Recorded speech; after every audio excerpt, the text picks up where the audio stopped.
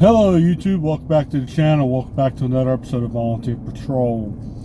So this episode I am on patrol I'm actually in my rookie year or two.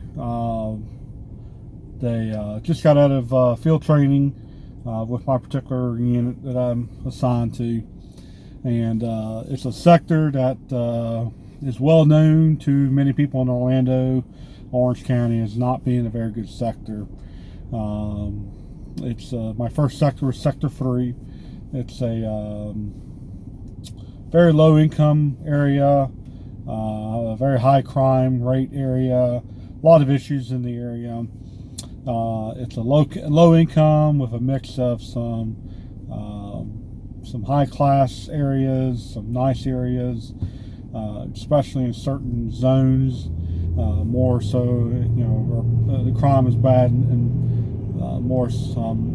some zones more so than others. So I happen to be kind of close to a zone that is more or less a nicer neighborhood than the high crime area. But unfortunately, what happens is people know that their area is poor.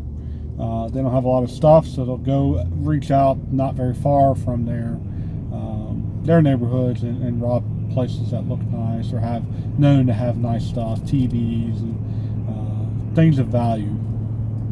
And that's just kind of what happened in this situation. So I'm on patrol, and I just cleared a call, and I get a flag down, wave down, and it was a car flashing its headlights at me.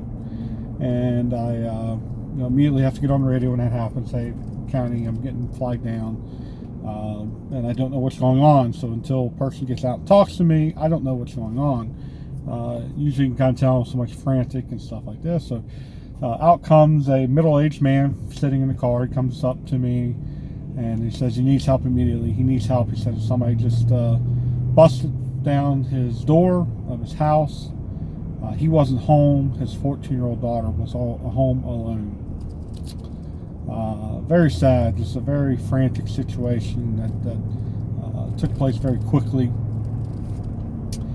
Right as I was able to get on the radio and was able to have deputies dispatched to my location. I explained what I had, that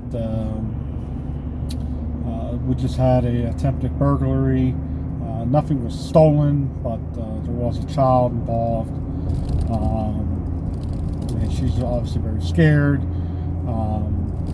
She was home alone and stuff like that. So deputies were coming to me. Unfortunately, due to this being a high crimes sector, at about the same time deputies were en route to me.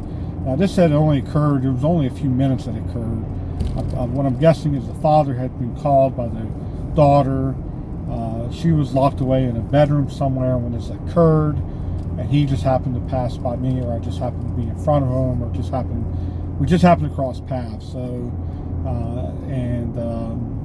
so it was a matter of minutes that this happened.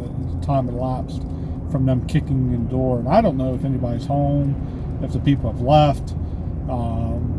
So I did head to the location of where this occurred, more or less just to show a presence. If they are home, then they obviously know to get out. I can't do anything other than that. I'm not a law enforcement officer. And people don't realize that we drive a marked unit just like anybody else. So we have a light bar just like all the other patrol cars.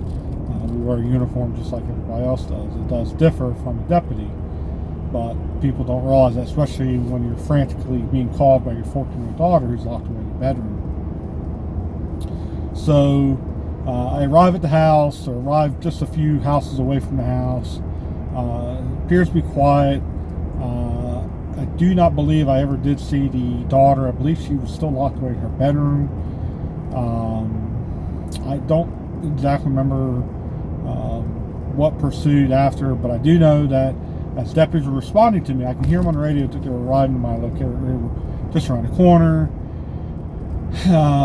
Unfortunately, unfortunately, however you want to look at it, a stolen vehicle was found occupied. I believe they had about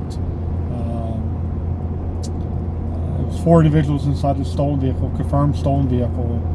And when that happens, they usually try to obviously they want to pull it over.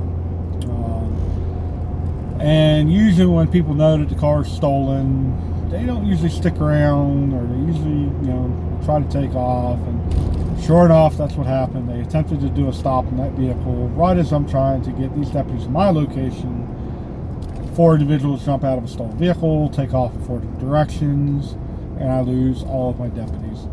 They are all now going to that call instead of coming to me. So very unfortunate that the timing. I did finally get deputies to me. Luckily, the suspects had taken off. I don't know why. I don't think anything was stolen. They did take off. Nothing was stolen from the house.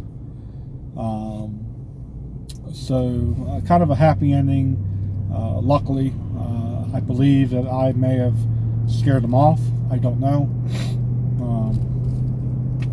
That's kind of the unknown was there, but luckily nothing was stolen. Nobody was injured. That was the biggest thing. Nobody was hurt. Nobody was injured, and I was able to provide some sort of peace of mind for the brief amount of time it took for deputies to get there. Once that happened, and once they were able to get their suspect, we were able to get deputies to my location, and they were able to take care of the situation. Speaking of deputies, so I've got 2 right here working. It's going to be a 1050, which is going to be a vehicle pullover. But I hope you guys like that story. Subscribe, continue watching, give me a like, and we'll catch you on the next one.